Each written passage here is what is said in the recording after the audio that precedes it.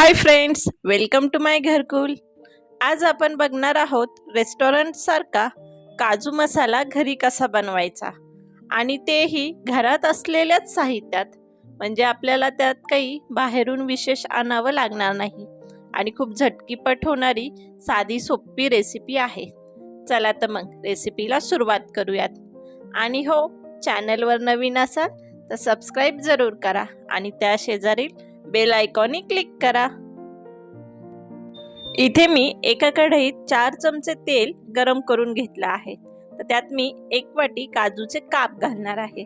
काजूचे मी 1-2 तुकडे असे हे काप केले आहेत।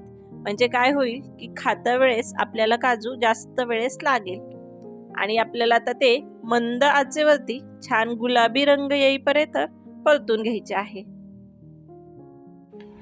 काजू परतताना गॅसचा फ्लेम अजिबात वाढवू नका, नाहीतर काजू थोडेसे जळाले तर आपल्या भाजीची पूर्ण टेस्ट बदलून जाते। आता इथं आपल्या काजूचा छान असा गोल्डन कलर आला आहे, तर आपण याला एका प्लेटमध्ये काढून घेणार आहोत।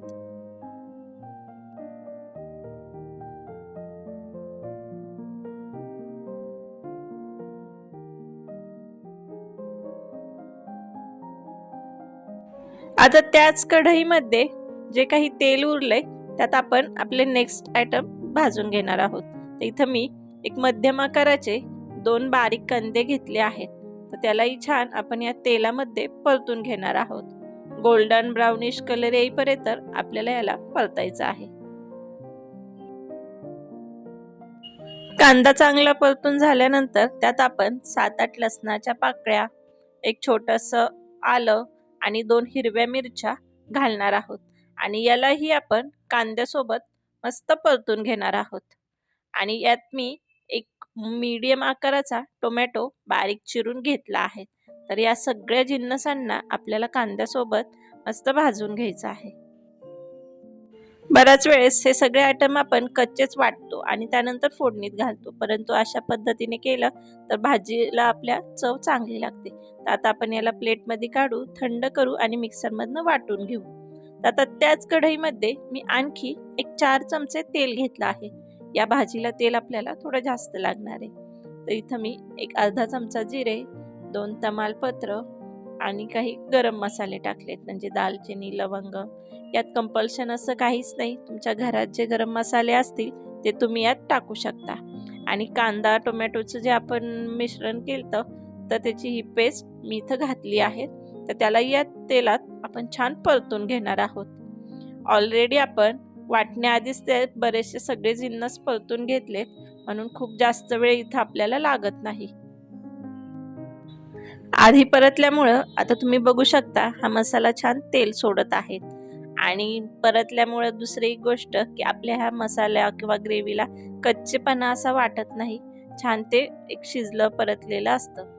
आता छान परतल्यानंतर यात आपण 1 चमचा लाल तिखट, एक अर्धा चमचा मी धने पावडर घातली, धने जिरे पावडर आहे ही, आणि एक अर्धा चमचा हळद घातली आहे। आणि आपला जो काही ठेवणीतला मसाला असो किंवा गरम मसाला, तो इथे 1 चमचा घातला आहे।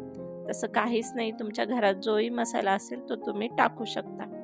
आणि या सगळ्या मसाल्यांना या मिश्रणात मस्त आपल्याला परतून घ्यायचं आहे।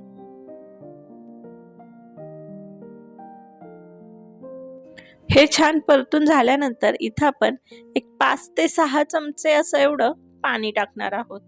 म्हणजे हा मसाला आपला करपणार नाही, त्याचा जे काही चव स्मेल असेल तो छान भाजीत उतरेल, म्हणून आपण थोडंसं यात पाणी घालून परत थोडा हा मसाला परतून घेणार आहोत। आता या मसाल्यावरती झाकण ठेवून आपण याला एक 2 ते 3 मिनिटं वाफवून घेणार आहोत। त्यावेळेस आपल्या गॅसची फ्लेम ही मंद असावी, म्हणजे मसाला करपणार नाही। 1-2 मिनिटानंतर तुम्ही बघू शकता मसाला आपला छान तेल सोडत आहे, म्हणजे तो इथं परफेक्ट तयार झाला आहे। तर आता या स्टेजला आपल्याला यात आपण जे तळून घेतलेले काजू होते ते घालायचे आहेत आणि मस्त मिक्स करून यालाही आपण परतून घेणार आहोत।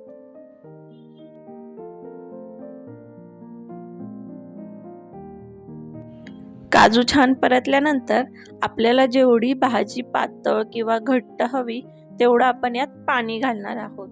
थोडेसे आपले काजू सॉफ्टही होतात, त्यामुळं तुम्हाला जशी भाजीची थिकनेस हवी तसं तुम्ही यात पाणी ॲड करू शकता. तर मी आता हा काजू मसाला करते की तो जरा थोडासा घट्टच असतो, म्हणून मी इथं एक अर्धा ग्लासच पाणी घातलं आहे. आणि सगळ्यात शेवटी आपण इथं आपल्या आवडीनुसार यात मीठ घालणार आहोत आणि व्यवस्थित मिक्स करून घ्यायचं आहे. आता आपण भाजीवरती झाकण ठेवून पुन्हा याला 5 मिनिटं असं शिजवून घेणार आहोत. 5 मिनिटानंतर तुम्ही बघू शकता छान भाजीला तेलही सुटलं आहे. तर आता या स्टेजवरती आपण यात कोथिंबीर घालू आणि भाजीला थोडंसं हलवून घेऊ आणि सर्व करायला घेऊयात. तर अशी ही आपली झटकीपट आणि खूप कमी साहित्यात होणारी काजू मसाला म्हणा किंवा काजू करी म्हणा, ही काजूची भाजी तयार झाली आहे. आणि तुम्हाला जर याची रेसिपी आवडली असेल तर कमेंट्समध्ये सांगायला विसरू नका. व्हिडिओ संपूर्ण पाहिल्याबद्दल खूप खूप धन्यवाद.